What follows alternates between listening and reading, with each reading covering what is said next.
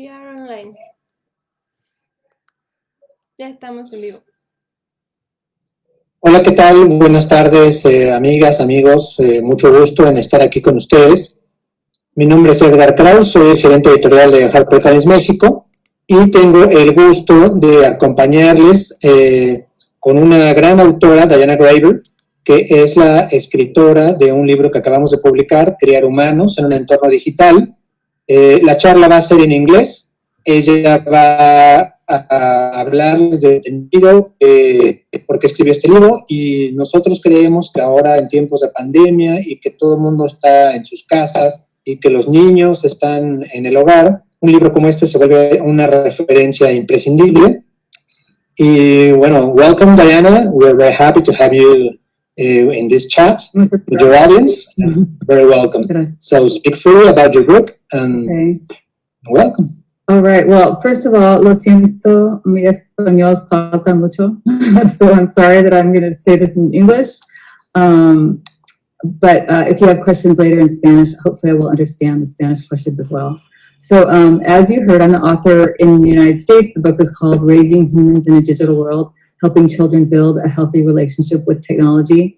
And the reason I wrote this book is, you know, there's a lot of books about technology and children, but I think that we needed to flip the equation and think about what every parent wants. We want to raise good humans in a world full of digital technology. And that's really the focus of my book is, you know, we want to raise the same good children that walk around in the parks with their parents, with their families, have them be just as good there as they are online in all their online communities. So that's really the focus of my book. And about 10 years ago, I went back to school and I got a master's in something in the United States called media psychology and social change. So I really studied this stuff and I studied all the research. And at the same time, my own children were at a school in Southern California where we started a program called Cyber Civics, which is a middle school digital literacy program. So I was working with kids in the classroom and they really helped me understand what it is kids need and what things they need to know about in order to be really good humans in this digital world. So those are all the reasons I wrote the book.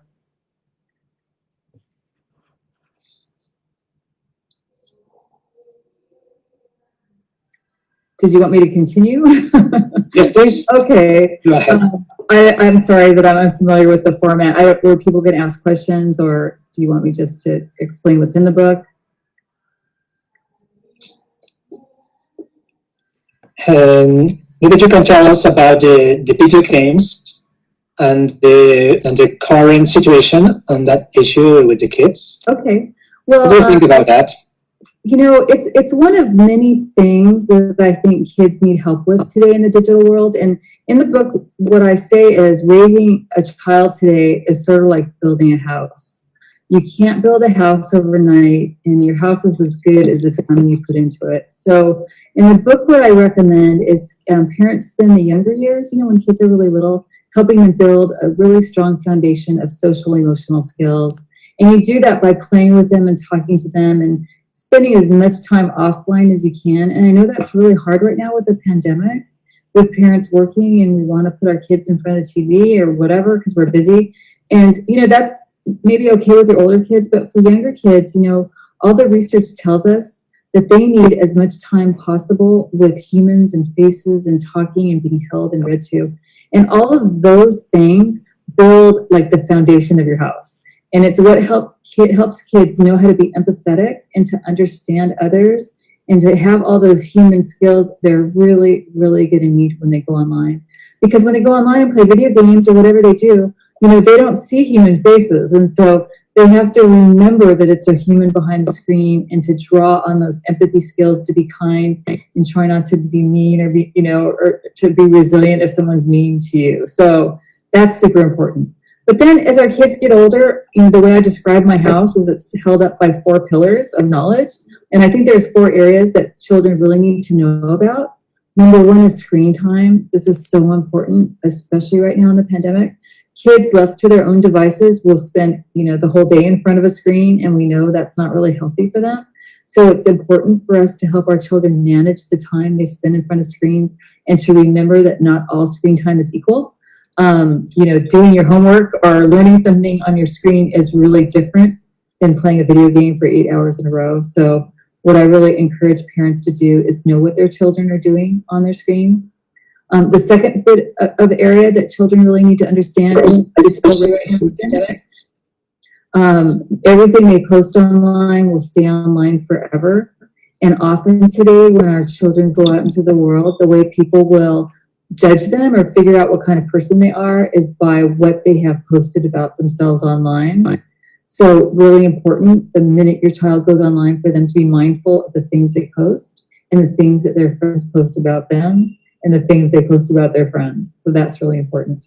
The third pillar that I think parents need to know about are all the relationships that kids have online. And we have to remember that that's why children use digital media often, is to connect with their friends, especially as they reach teenagehood. That's their job around, 12, 13, 14, 15. Their job is to figure out who they are by connecting with their peers. And they do this, games, boys will do it playing games. They don't do it so much for the game, but it's a chance for them to talk to their buddies, right? And then girls will do it through social media, Instagram, TikTok, all that, because that's how they connect with their friends. And so what we want our children to understand is to know what to do if they're cyberbullied online. What do they do? If a predator or somebody that's, dangerous approaches them online, what do they do? If, God forbid, somebody asks them to share a sexual image, what do they do? So to know how to maintain those healthy, safe relationships online is really important. And then the fourth area of knowledge, also equally important, is to maintain privacy online. For children especially, they're so anxious to sign up for things, they'll give away their phone number or sometimes their address. And all of that stuff is collected by third parties who have vast knowledge about our children. So we need to teach our children what information is safe to share and what's not safe to share. So that sounds like a lot, and it is, but if you do it slowly as your children grow and do it developmentally appropriately, I promise you it can be done. So one of the things I did in the book is every time I address one of these topics, I offer 3 activities that families can do together to help children learn these skills. So that's part of the book too. The other thing on my website in the United States, which is www.dianagraber.com, I offer a free discussion guide, and I've used this with a lot of groups, but parents can download the guide and talk about those topics with their families. I'm planning to have the guide translated into Spanish so that Spanish-speaking families and communities can use it as well.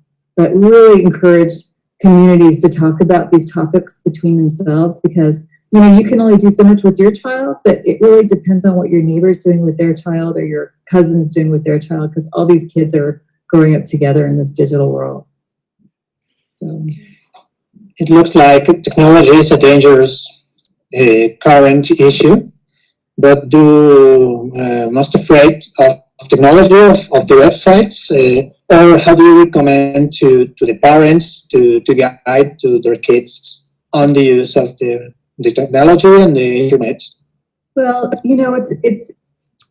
it's tempting to think of it as super dangerous, and of course there are dangerous parts on the internet, but there's also a lot of opportunity online, and especially right now with a lot of kids not going to school, they can learn a lot online, and they're getting their schoolwork online. So the most important part is for parents to teach their kids how to avoid the dangers and to maximize the benefits. And the best way to do that, really, there's 2 best ways to do that. For young children, either do everything with them or wait till they're old enough to make good decisions on their own. A lot of the problems that we see online are children too young to know better, responding to a predator or, clicking something they shouldn't click or giving away personal information. So the older you can wait to have your child be alone on the internet, the less danger there's going to be. And for your older children, ask them what they're doing. Ask them if they encounter things that are questionable or that they're curious about or that confuse them, and have discussions offline so that when they go online, they'll be smarter about any dangers they might encounter. And again, I address this in the book with activities you can do together with your children to help them understand the dangers. So hopefully you'll have time to do those. Well, for the children, the new relations are via social media and via Twitter or Facebook or TikTok or or the Yeah. the new social media Yeah. way. And how can the parents and the teachers can lead to use the social media to their kids and sons? I'm sorry, what was the second part of your question? To how the teachers and the parents can lead to their sons to use the social media. Well, What kind of yeah, so one of the things in the United States, we have a program called Cybersix where we teach this in school. And it's really great because then the kids all learn together and they address these issues and they can talk about all this stuff. And actually, we have some schools in Mexico using our program, South America using our program. And so I think that's really important that the schools teach what we call digital literacy or cyber civics so that the kids learn together the safe use of TikTok, the safe use of Instagram, the safe use of Snapchat. And the reason that works is because when kids are learning together, they watch out for each other in these places. So if somebody makes a mistake, someone else will point it out and they'll try to watch out for each other. And that's important because we're busy as parents and parents don't have time to join all these different networks. And we'll join TikTok today and it's going to be something else tomorrow. So the best we can hope is that we equip our own kids with skills to keep themselves safe and that their friends are learning the same thing and they watch out for each other. And the TV. A lot of kids pass a lot of time in front of the TV, many 4 or 5 hours per day. And how the parents and the teachers can convince to the kids to don't pass so much time at TV. Well, it's really hard. It's hard. You can't really tell them when they're little because, TV and screens in general, they're designed to capture our attention. So it's really hard to walk away. I mean, they're enticing, and you watch one show and another show comes on right away. So unfortunately for our younger children, we have to split. And, I can tell you what the recommendations from the experts say that for, kids from like 2 years old to 5 years old, no more than an hour or two of television a day, which isn't very much. And I know that's, again, so hard for families if you're working and you're busy and what do you do with your kids? But, teaching your kids that there's things other than television, maybe a game or going outside or playing something or cleaning their room. I mean, one of the things I do with kids in the classroom, it's kind of a fun activity, but before we even start talking about screen time, I have them make a list of 100 things they would love to do if they didn't have a screen. And it's kind of funny, and it's a wish list, and they'll things like, I would love to bake a cake by myself. Or I would love to learn how to, play hopscotch. Just silly things, And so I tell parents, have your children do that and put that list on your refrigerator so that when your child says, I'm not going to turn the TV off because I'm so bored, there's nothing to do. You can go point to the list and say, okay, what about number 5? You haven't done that yet. Go draw a picture of da-da-da, So again, it sounds really simplistic, but kids forget that there's activities away from the screen. The other thing, it's not bad for kids to be bored. When we're bored is when we imagine and we're creative and we think of new ideas. And for children who never have that opportunity, that whole part of their brain never develops. So boredom is a really good thing. And so if they say they're bored, just remind yourself, hey, that's good. It's good to get you bored here and there. So. In the contemporary times, there is another very hard issue, the fake news. How can we talk about the fake news to the children? That's a great question. I just did a webinar on that yesterday, and that is so important right now because there's so much misinformation flowing online. So, okay, a couple things. Number one, we have to remember where our kids get their news. Kids today are getting their news on their social media apps. The latest research says that Instagram is the number one place where kids get news, followed by Snapchat and then TikTok. So that's the main thing. Be aware of where they're getting on their news and ask them what they're seeing. And then tell your kids, you can't believe everything you see online. And the reason for that is that anyone can put something online. So when you read something, you have to ask yourself some questions like, who's the author? Look up the person, and is it somebody who knows anything of what they're talking about? Look up their background, see who they are. What publication is publishing it? Look them up and see if it's a reputable publication. So you have to do some investigation before you just believe anything online. The other thing, if you read a headline and it makes you angry or surprised or like it brings up some feeling, chances are there's something wrong with the article. And so you have to ask yourself, why am I having this reaction? And then dig deeper to find out if there's something there. So all of that stuff is a little bit hard for a kid to do. And again, this is what media literacy is, and this is what we should be teaching kids to do in school, because it's part of being a literate person today. Since a lot of schools aren't teaching it, even in the United States, it's not happening as much as we would like. What I tell parents to do as a fun activity is here and there, sit with your child in front of your own social media and just scroll through. And if you see a story that's too good to be true, or that you go, that doesn't sound right, do exactly what I just said. Find out who wrote it. Find out who published it. Ask yourself questions about it and determine for yourself if it's fake or not. The other part about that too is that if your children see something fake online, you can mark it as fake. And Instagram has really tools to do that. Facebook does too. But just help the networks out and let them know that it's fake news. Because when you do that, they will blank it out so other people don't see it. Thank you. And I have one more question about the violence and pornography and very dirty content web. About it to the children. So that is a big thing to think about, and again, a really good reason why you should wait to have your children be alone on the internet. Every social media network requires that children be at least 13 years of age, and that's really important because of the stuff on the web. So number one. Number two is use filters. Like our own computers have really good filters to try to block some of that stuff out. And then number three, if your children do see disturbing content like that, make sure they feel comfortable to come to you to talk to you about it. They have to tell you, because otherwise, there's a couple things like sharing sexual content. If kids take a picture or send it to their friend or take a screenshot and email it to somebody or text it to somebody, that's sharing pornography online, and it's in the United States, it's illegal, but it's very dangerous, and it's something that, no kids should be doing. So all of this stuff is something parents should be talking to their kids about.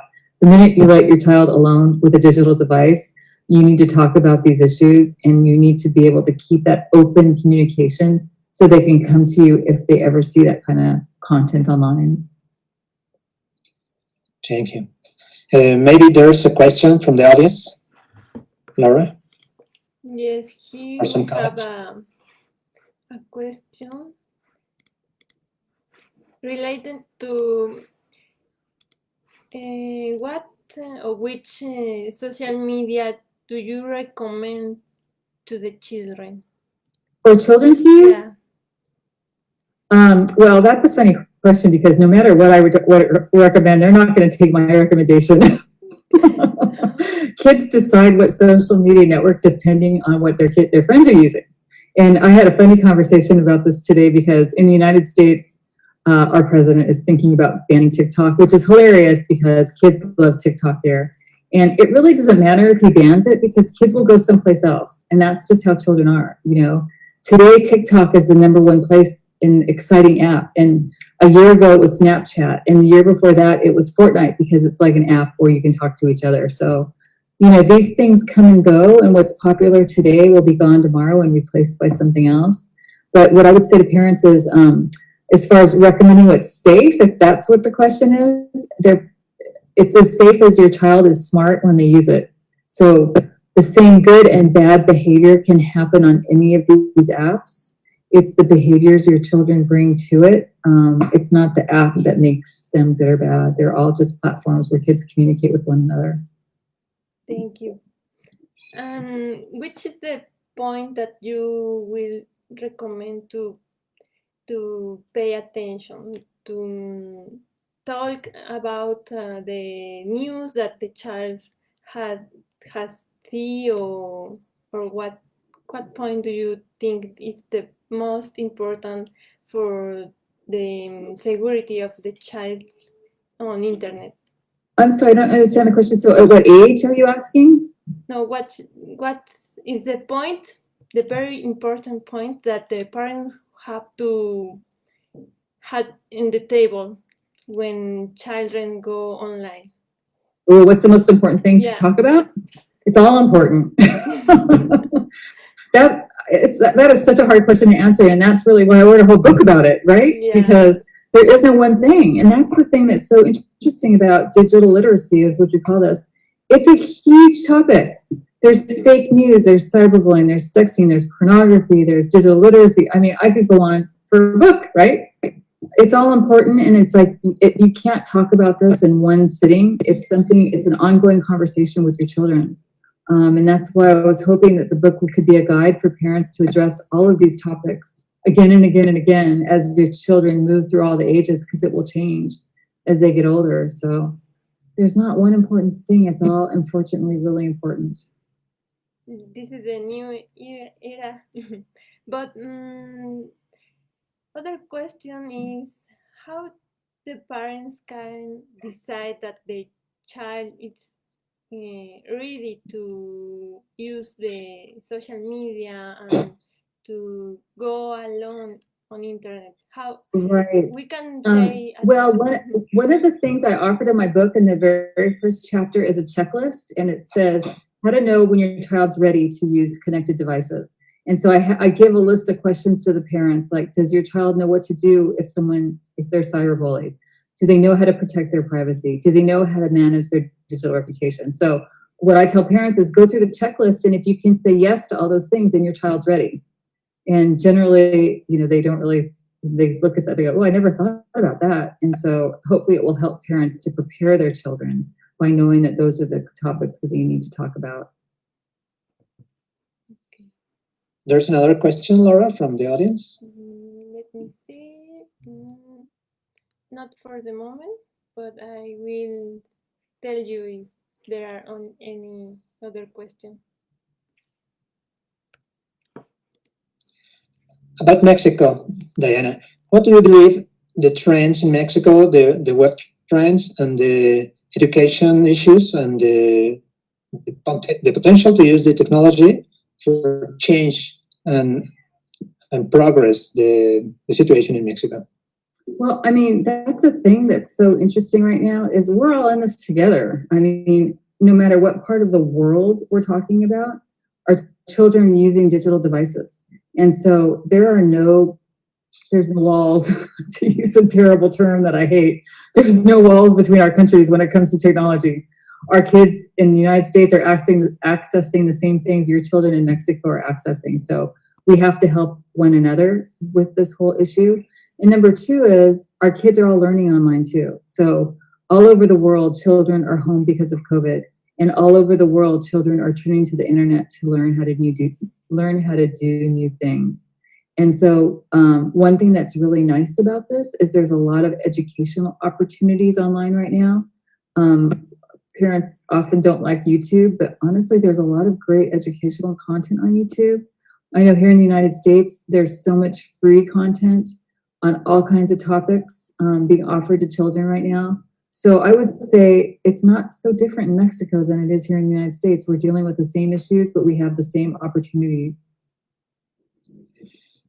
Finally, this is an era of influencers and popular leaders via social media, but not necessarily there are good speakers or good content or good values to the children. What do you believe it's necessary to understand this phenomena of the social media influencers to the kids? Yeah, that's a really great question. And that would be something that parents could start by saying, anybody could be an influencer, right? That's just how the world today. You could be a nobody, but all of a sudden you have a YouTube channel or you have an account on Instagram and you do ridiculous things and you have all these followers. So that's the first thing. And then secondly, who are these people? And is their content valid? Is it just funny, or is it interesting, or are they bringing value to your life? Are they inspiring? So take a look at these influencers with your child and talk about what it is they like about them and what they find enticing. I know we have a website called Cyberwise here in the United States, and we do have some content on there in Spanish. It's cyberwise.org. And one of the things, we did a couple articles on influencers, showing the parents who the popular influencers are and what the children liked about them. But one thing we found interesting is there was a study done that more children wanted to be an influencer than any other career, which we were amazed by that study. And I think that's because we haven't really talked to them about what that means. Like, what are you influencing? Like, what is it about that inspires our children? So I think that's a really important conversation to have. Yes, and Adriana Bernal from Mexico City have another question. She wants to ask you if do you think the child have one reputation, how the ability to know the difference between the reputation online and offline? Do you think we can talk about our children's about the reputation online and offline? Yeah. Well, the thing is, for children, there is no online and offline. It's all life, right? It all blends together. And so the idea of your reputation is something that follows you no matter what you do. And that was, again, what I go back to, like the reason I wrote the book. It's not about having a good technology child. It's about having a good child online and offline. And so we want our child to be just as good offline as they are online and just as good online as they are offline, because the reputation blends into both. I mean, as an example, you might be a kid at a birthday party having fun with your friends and you do something embarrassing or silly and someone happens to take a picture of you. Well, that's your reputation at the party, and that's also your reputation on the internet tomorrow when your friend posts the picture. So it's all life, there's no distinction anymore about a kid's online versus offline life when it comes to their digital reputation. Okay. Thank you. And there is another... Sorry, my connection isn't stable. Yeah. There are not other questions, but we can continue and the people sends to you. So if you can talk about your book in 3 words, which one do you will use? Oh, 3 words. I go back to being a human. That's 3 words, being a human. And I think so much of that is forgotten today. Behind every interaction, there's a real human with real feelings. And especially for kids, I think sometimes they forget that, Connecting is wonderful, and we can't do that so much right now in real life. So our computers are allowing us to connect with one another through technology, and that's pretty nice because humans are social animals, and what would we do without each other? And so imagine COVID happening at a time without technology. I mean, it would be really difficult. So that's the upside of having technology today. And parents, I know it's hard to remember that sometimes, but to help your child embrace the good parts of technology, I think will help us all get through this. Yes, of course, technology is a wonderful thing, but the difference is the way the people use them. Exactly. Just a tool. Yes. Okay.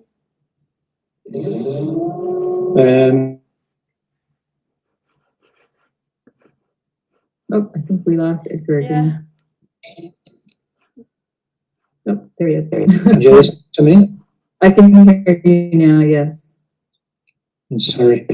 Do you want to add something to the audience before end the chat?